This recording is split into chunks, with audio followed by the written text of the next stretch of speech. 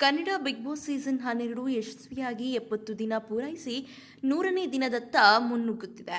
ಅಷ್ಟು ಸೀಸನ್ಗಳನ್ನು ಕಿಚ್ಚ ಸುದೀಪ್ ನಿರೂಪಣೆ ಮಾಡಿ ಗೆದ್ದಿದ್ದಾರೆ. ನಡುವೆ ಒಮ್ಮೆ ಶೋ ನಿರೂಪಣೆ ಮಾಡಲ್ಲ ಎಂದು ಬಿಟ್ಟಿದ್ದ ಕಿಚ್ಚ ಬಳಿಕ ನಿರ್ಧಾರ ಬದಲಾಯಿಸಿಕೊಂಡಿದ್ದರು. ಅವರ ನಿರೂಪಣೆಗೆ ದೊಡ್ಡ ಅಭಿಮಾನಿ ಬಳಗವಿದೆ. ಹಿಂದಿ ಬಳಿಕ ಕನ್ನಡ, ತೆಲುಗು, ಮಲಯಾಳಂ, ತಮಿಳ್ ಸೇರಿ ಹಲವು ಭಾಷೆಗಳಲ್ಲಿ ಬಿಗ್ ಬಾಸ್ ಕಾರ್ಯಕ್ರಮ ಶುರುವಾಯಿತು.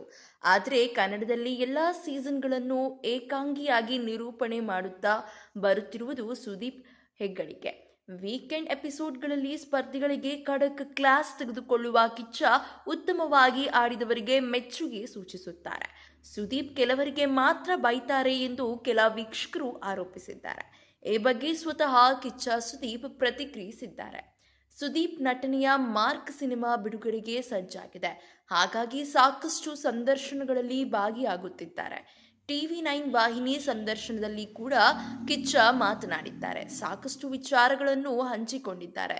ಬಿಗ್ ಬಾಸ್ ಶೋ ಬಗ್ಗೆ ಮಾತನಾಡಿ ಎಲ್ಲರಿಗೂ ಬೈದು ಪ್ರಯೋಜನವಿಲ್ಲ. ಚೆನ್ನಾಗಿ ಆಡುವವರು ಫಿನಾಲೆವರೆಗೂ ಹೋಗಬೇಕಾದವರು ತಪ್ಪು ಮಾಡಿದಾಗ ತಿಳಿ ಹೇಳಿ ತಿದ್ದಬೇಕು. ಅದನ್ನೇ ನಾನು ಮಾಡ್ತೀನಿ ಎಂದು ಹೇಳಿದ್ದಾರೆ.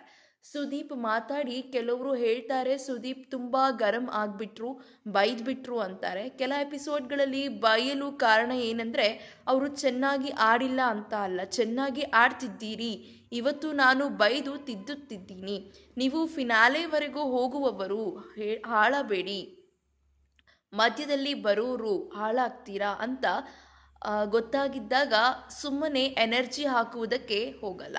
ಹೇಗಿದ್ರೂ ನೀವು ಆಡ್ತಿಲ್ಲ, ಹಾಗಾಗಿ ಅಂಥವರನ್ನು ತಿದ್ದಲು ಟ್ರೈ ಮಾಡಿ ಹೊರಗಡೆ ಕರ್ತಿರ್ತೀವಿ ಎಂದು ಸುದೀಪ್ ಹೇಳಿರ್ತಾರೆ. ಫಿನಾಲೆಗೆ ಹೋಗುವಂತರು ಅರ್ಧದಲ್ಲೇ ಹೊರ ಬಂದಿದ್ದಾರೆ, ಅಂತಹವರನ್ನು ತಿದ್ದಬೇಕು. ಬೇಸರಗೊಂಡರೂ ಪರವಾಗಿಲ್ಲ, ಬೈತೀನಿ ಎಂದು ಸುದೀಪ್ ಹೇಳಿದ್ದಾರೆ. ಆಗ ಅವರು ಅಂದುಕೊಳ್ಳಬಹುದು ಅವರಿಗೆ ಬೈಯಲಿಲ್ಲ, ಇವರಿಗೆ ಯಾಕೆ ಬೈದ್ರು ಅಂತ. ಕಾರಣ ಇರುತ್ತೆ. ಇಷ್ಟು ವರ್ಷ ಕಾರ್ಯಕ್ರಮ ನಡೆಸಬೇಕು ಅಂದರೆ ಏನೋ ಕಾರಣ ಇರಬೇಕು. ಕೆಲವೊಮ್ಮೆ ಆಗುತ್ತದೆ. ನಾನು ವೇದಿಕೆ ಏರುವ ಮುನ್ನ ಎಲ್ಲರಿಗೂ ಹೇಳಿರ್ತೀನಿ, ನನಗೆ ಮೂಡ್ ಔಟ್ ಮಾಡಬೇಡಿ, ಆ ಕೋಪವನ್ನು ಸ್ಪರ್ಧಿಗಳ ಮೇಲೆ ತೋರಿಸ್ಬಿಡ್ತೀನಿ, ಸುಮ್ಮನೆ ಕಷ್ಟ ಆಗಿಬಿಡುತ್ತೆ ಎಂದು ವಿವರಿಸಿದ್ದಾರೆ. ಬರ್ತಾ ಬರ್ತಾ ವೀಕ್ಷಕರು ಬಿಗ್ ಬಾಸ್ ಶೋ ನಮ್ಮದು ಎಂದು ಭಾವಿಸಲು ಆರಂಭಿಸಿದ್ದಾರೆ. ಸೀಸನ್ ಶುರುವಾದಾಗ ಸಾಕಷ್ಟು ಪೇಜ್ಗಳು ಕ್ರಿಯೇಟ್ ಆಗುತ್ತವೆ, ಪೋಸ್ಟರ್, ರಿವ್ಯೂ ಕೊಡ್ತಾರೆ. ಶೋ ಎಷ್ಟೋ ಜನಕ್ಕೆ ಕೆಲಸ ಹುಟ್ಟು ಹಾಕುತ್ತದೆ. ಕೆಲವರು ನೆಗೆಟಿವ್ ಮಾತನಾಡ್ತಾರೆ, ಆದರೆ ಏನು ಮಾಡಲು ಆಗಲ್ಲ. ಸಾಕಷ್ಟು ಜನಕ್ಕೆ ಬಿಗ್ ಬಾಸ್ ಇಂದ ಒಂದಷ್ಟು ಹಣ ಸಿಗಬಹುದು, ಒಳ್ಳೆಯದಾಗಲಿ ಎಂದು ಸುದೀಪ್ ಅಭಿಪ್ರಾಯ ವ್ಯಕ್ತಪಡಿಸಿದ್ದಾರೆ. ಬಿಗ್ ಬಾಸ್ ಕನ್ನಡ ಸೀಸನ್ 12 ಈಗಾಗಲೇ 80ನೇ ದಿನಕ್ಕೆ ಕಾಲಿಟ್ಟಿದೆ. ವೀಕೆಂಡ್ ಡಬಲ್ ಎಲಿಮಿನೇಷನ್ ಟ್ವಿಸ್ಟ್ ಸಿಕ್ಕಿತ್ತು.